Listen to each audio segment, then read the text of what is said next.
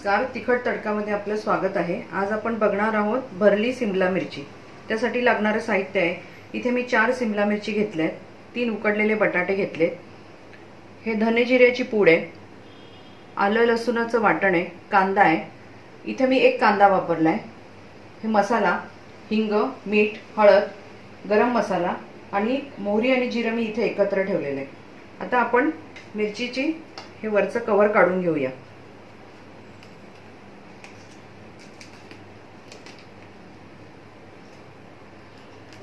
आपण आता मिरचीचे वरचे देठ काढून घेतलेली आहे, बघताय तुम्ही इथे। आता आपण बटाट्याची भाजी करून घेऊया। गॅस लावलाय, हे तेल टाकते। आता आपलं तेल तापलंय, बघूया तेल तापलंय का।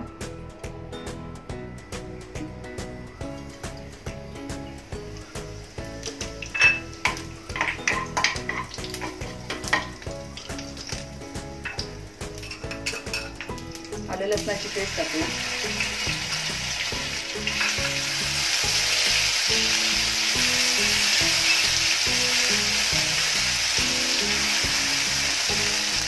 कांदा,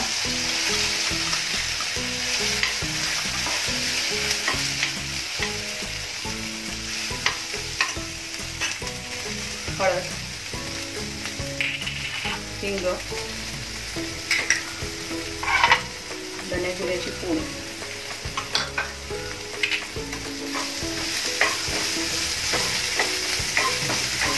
छान परतलंय तर मसाला घालू। गरम मसाला आणि मीठ चवीनुसार। 2 मिनिटं परतून घेऊया आणि मग आपण त्याच्यामध्ये बटाटे घालू। भाजी झाल्यावर गार झाल्यानंतर आपल्याला ती मिरच्यांमध्ये भरायची आहे।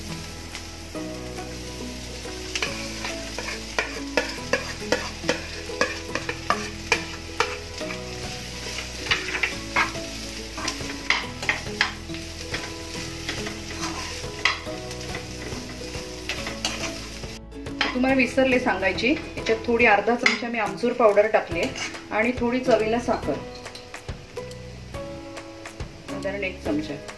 बस आपण गार झाल्यावर मिरच्यांमध्ये ती भाजी भरूया। आपली भाजी गार झालेली आहे, आपण आता ही भाजी मिरच्यांमध्ये भरून घेऊ। मी कढई तापत ठेवली आहे।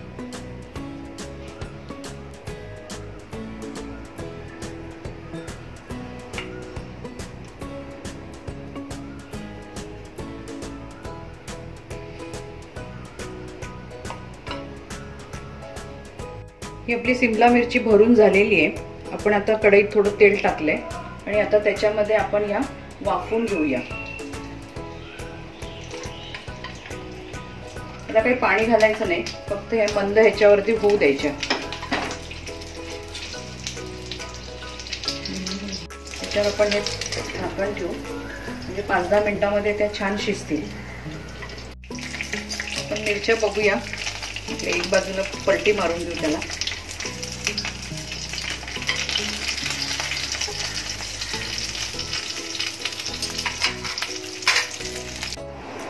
आपण बघूया, मिरची छान झाली आहे।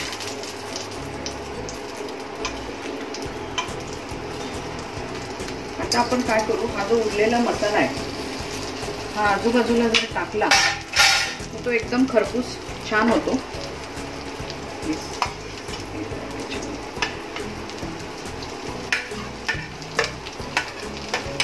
आणि आपण आता एका ताटावरती पाणी ठेवूया, जेणेकरून त्या पाण्याच्या वाफेने तो मसाला चांगला एकजीव होऊन जाईल।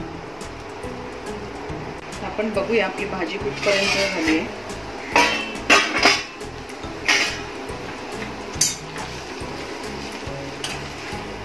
तर आपण हे जे गरम केलेलं पाणी आहे हे आपण त्याच्यामध्ये थोडंसं घालू।